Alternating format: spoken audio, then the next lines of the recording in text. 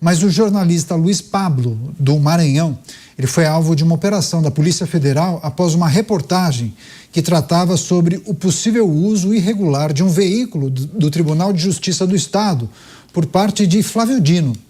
A busca e apreensão foi autorizada pelo ministro Alexandre de Moraes, mas foi solicitada pela própria corporação, que recebeu apoio da Procuradoria-Geral da República.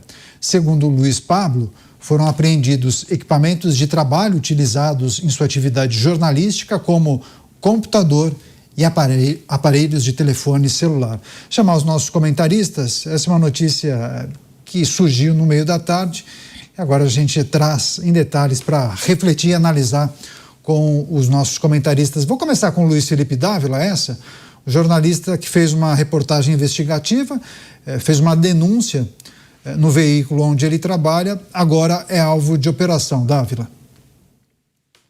Canhato, no país do inquérito da fake news, que tudo que alguém interpreta como desinformação é motivo para atitudes arbitrárias de apreensão, de combate à liberdade de imprensa, de expressão, de informação, não é nenhuma novidade mais um jornalista ser vítima desta máquina de interpretar críticas a um ministro como se fosse crítica ao Estado e à instituição.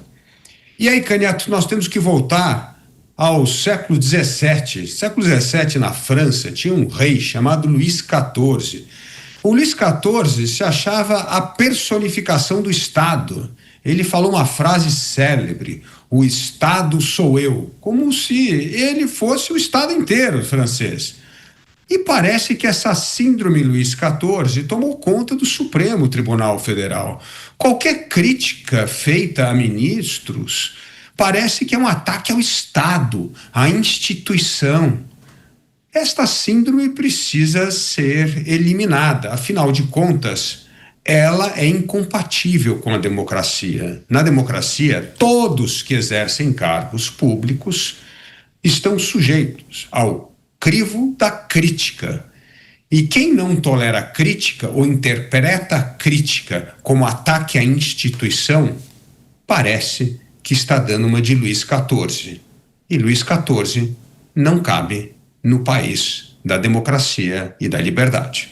Pois é, a notícia em destaque: um jornalista chamado Luiz Pablo, trabalha num veículo de comunicação do Maranhão, teria monitorado o deslocamento, vários deslocamentos feitos com um carro oficial. Ele acabou nessa reportagem, nesse monitoramento, denunciando o ministro da Suprema Corte e se tornou alvo de uma operação autorizada, inclusive, pela própria Suprema Corte. Você, Mota, quais aspectos dessa notícia lhe chamam a atenção? O que você gostaria de trazer e discutir aqui com o nosso público?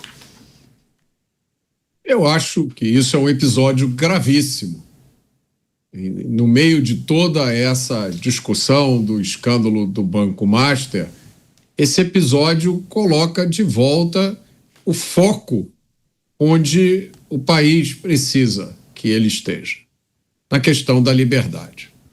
É isso que está subjacente a tudo o que a gente discute aqui. Quando um jornalista não tem a liberdade para realizar o seu trabalho, ninguém tem mais liberdade para nada. Nós não temos informações detalhadas sobre o que aconteceu, mas pelas informações que nós temos, esse episódio é mais um para ser escrito na galeria dos absurdos que aconteceram nesse país. E eu sempre lembro aqui uma das coisas que eu vou contar para os meus netos, que eu testemunhei, que foi aquele episódio em que vários empresários aqui do Rio de Janeiro, pessoas que construíram empresas durante décadas, pagam milhões em impostos, os milhões que pagam os salários das autoridades do Estado, e eles, um dia, de manhã cedo, nas suas casas, foram alvo de uma operação de busca e apreensão. A polícia bateu na porta de cidadãos honestos, na frente das famílias deles, levou celular, levou computador. Alguns desses empresários ficaram meses com a conta das empresas congeladas. sem ter condição de fazer frente às suas obrigações. Qual foi o crime desses empresários? Eles foram denunciados pelo inaceitável crime de fazer comentários num grupo privado de WhatsApp. Um deles entrou nessa história porque colocou um emoji, aquele símbolozinho assim, do dedinho para cima.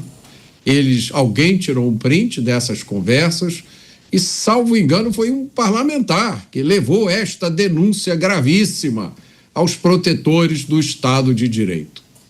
Então, isso me lembra daquela fábula, Caniato, daquele rei, um rei famoso, vaidoso, que foi convencido pelo alfaiate, por um alfaiate vigarista. O alfaiate tinha um tecido belíssimo, mas o tecido não existia, era invisível. E o alfaiate cobrou uma fortuna do rei para fazer uma roupa maravilhosa para o rei que não existia. E aí o rei saiu desfilando pela cidade nu. E todo mundo, com medo do rei, dizia: olha a roupa linda do rei, que maravilha, seu rei, Vossa Majestade, essa roupa é fabulosa. E aí um garoto que estava passeando, de mãos dadas com a mão, um garoto de 5 anos, olhou e falou: mamãe, olha lá, o rei está nu. É isso que a história desse jornalista diz. No momento em que tanta gente fala da roupa linda do rei, meus amigos, o rei está nu. Pois é, muitas repercussões, viu? Em nota, a Associação Brasileira de Emissoras de Rádio e Televisão, a Associação Nacional de Editores de Revistas e a Associação Nacional de Jornais manifestaram preocupação com a decisão do ministro e reafirmam que a atividade jornalística, independentemente do veículo e de sua linha editorial, conta com a proteção constitucional do sigilo da fonte. As entidades também reforçam que qualquer medida que eventualmente viole tal garantia deve ser entendida como um ataque ao livre exercício do jornalismo, cobrando a revisão da medida que viola a liberdade de imprensa. Já a Associação Brasileira de Jornalismo Investigativo afirmou que essa decisão coloca a categoria em risco. Mais um giro de análises, passar para o Cristiano Beraldo para analisar primeiro a notícia, a ação que foi realizada contra o jornalista e, claro, a manifestação das associações que repudiam a decisão do ministro da Suprema Corte, Beraldo. Pois é, Caneta, a gente se depara com essas situações e percebe claramente que existem brasileiros e brasileiros. Para uma pessoa comum que sofre algum tipo de acusação indevida, ele que procure os seus direitos. Ele que fique na fila, ele que torça para que em algum momento alguém de bom senso olhe para o seu caso e lhe dê razão. Mas, dependendo do brasileiro que você é, aquelas pessoas que te incomodam, elas não são simplesmente alvos de uma contestação, como em qualquer caso, olha, aquele sujeito publicou uma notícia que é falsa. Bom, você tem instrumentos previstos na lei para que aquela pessoa eventualmente remova o conteúdo e até pague uma indenização. Agora, quando a gente observa a celeridade e a gravidade das medidas adotadas num caso específico, aí a gente tem que se assustar. Porque busca e apreensão, pegar celular, pegar computador, daqui a pouco esse rapaz que eu não conheço, eu não sei qual é a sua linha política, eu não sei qual é o tipo de jornalismo que ele faz. O que eu sei é que alguém que publicou uma informação verídica ou inverídica agora teve o seu computador tomado, seus celulares tomados e a sua vida será dissecada. A troca de mensagens com a sua esposa, com a sua namorada, com seus filhos, com seu pai, com a sua mãe, com seus amigos, estará na mão de alguém que está estimulado a fazer uma maldade. Quem sabe essas conversas serão vazadas e aí alguém dirá: olha, chegou até mim aqui, estou publicando. E ele ali falando as coisas que fala na sua intimidade agora para todo mundo ver. Esse Brasil que, diante de tudo que está acontecendo, não se contém no autoritarismo e na arbitrariedade, é o Brasil que não tem a menor chance de dar certo. E aí eu volto à fala do Mota, lá no início do programa de hoje. Mota, talvez era bom a gente deixar a gaveta aberta com o nosso passaporte ao alcance, porque o tempo de usá-lo não está longe de chegar. Você, Musa. Peniato, esse caso ele é estarrecedor. Foi aquele que eu mencionei no meu primeiro comentário quando nós começamos o programa, falando que falaríamos mais adiante, que é alguma coisa que, quando gera esperança, a gente percebe que eles continuarão atirando.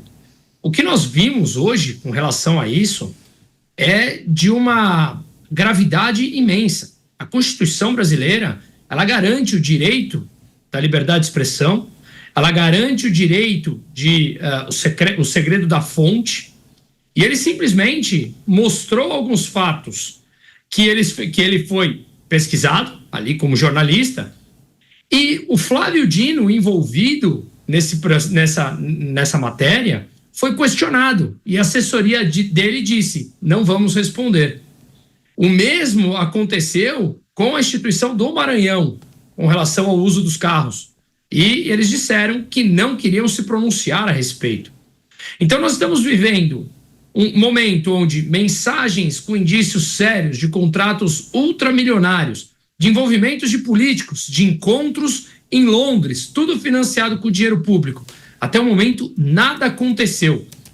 Tentativas de calar uma delação premiada de Vorcaro, que sabe muito mais do que saiu até o momento. Mas um jornalista que fala de um carro que foi usado supostamente de maneira ilegal por um ministro, esse passa a ter a sua vida vasculhada. Aqueles que acham que o Brasil tem uma certa liberdade, por favor, repense. Não tem nada a ver com esquerda ou direita.